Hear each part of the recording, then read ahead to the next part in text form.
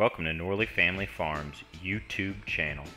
In part 1 of this video, we're going to show you how we built our pole-built carriage house.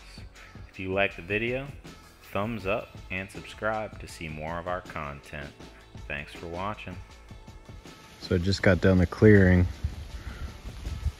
and the road build took the majority of the day, but went pretty far, at least 400 feet. You can see the greenhouse way up in the distance, and here we are.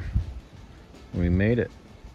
So I just got all of the main structural lumber on the trailer ready to go down to the new campsite.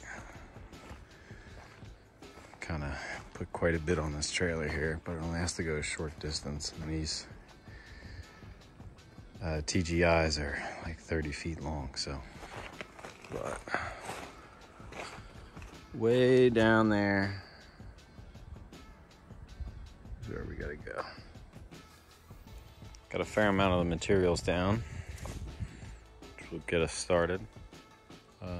Cabin's gonna be going right between these two machines. If the weather cooperates, maybe tomorrow I'll be able to get the holes dug. I did this one as a test. It's about 3.5 feet deep. Down here on a pad that we picked. The last couple of videos we showed making the road. Now we're basically, the site is prepped. It's gonna be a pole built construction, and we're gonna set our 20-foot long poles. The frost line up here is 42 inches, so we're gonna get as close as we can to 42.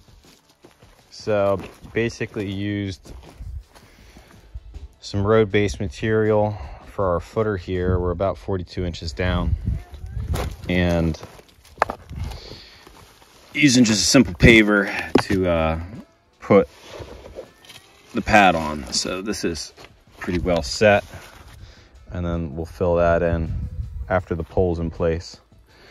But we're gonna set our 3 poles here. First pit is dug. Do our second one and our third one.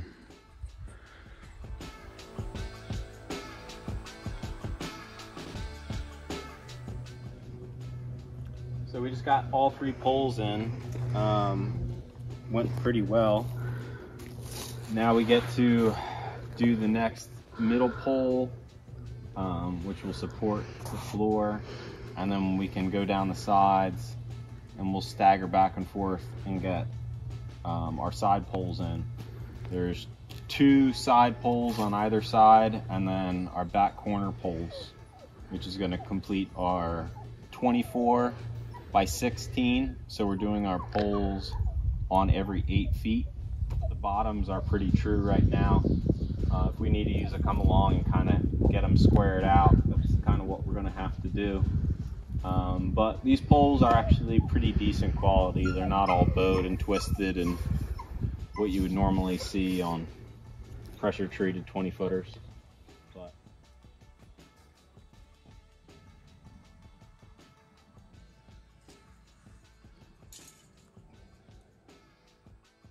Our Kubota side-by-side has helped out tremendously with projects like this around the homestead. So at this point in the build, we're getting the bracing around the perimeter done, and we're going to start on the purlins up the side, followed by the peak bracing and getting the pitch set.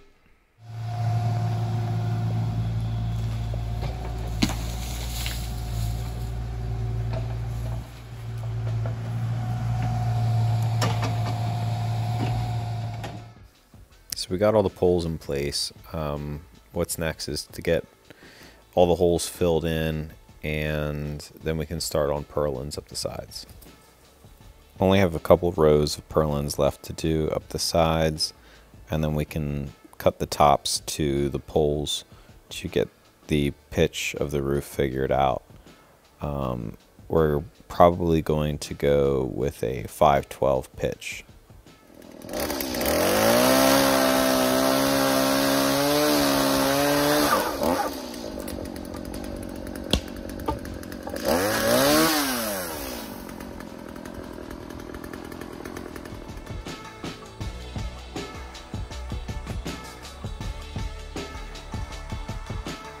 Time for the sides. Putting the band board up top. It's gonna be a long one, putting the 16-foot run. So hopefully you got a good angle to see it.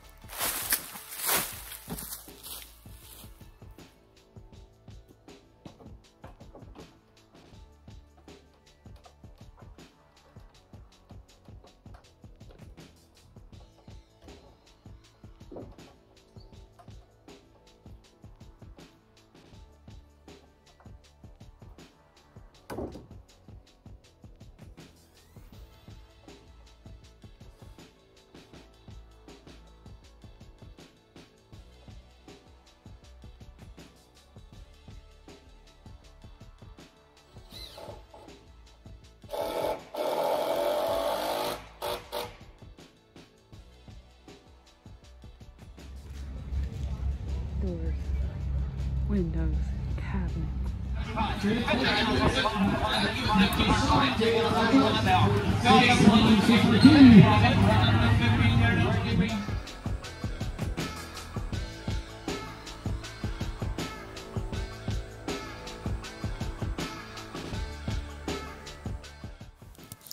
So I was able to get one of my buddies to come up for the weekend, and we were able to get quite a bit done. Got the floor joists in and the windows in.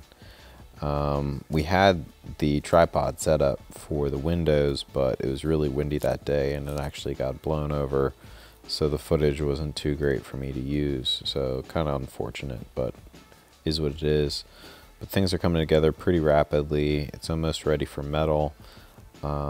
This is kind of some still images of what we got going on for the windows. We had quite a bit that we got from auctions for super cheap, so we figured we'd just put in as many as we could, make it really bright. So I got to the point in the build project where I was able to install the rafters. There's 9 of them. They are 29 feet long. It wasn't too difficult because I was able to use the excavator with the forks on it and lift up multiple at a time and set them up there. So all I had to really do is just climb up and down and move them to their marks and get them fastened in place. It went actually fairly quickly. It was only a couple hours for me to get them all done. Here's a few still images of the exterior and the rafters in place. It came together pretty good.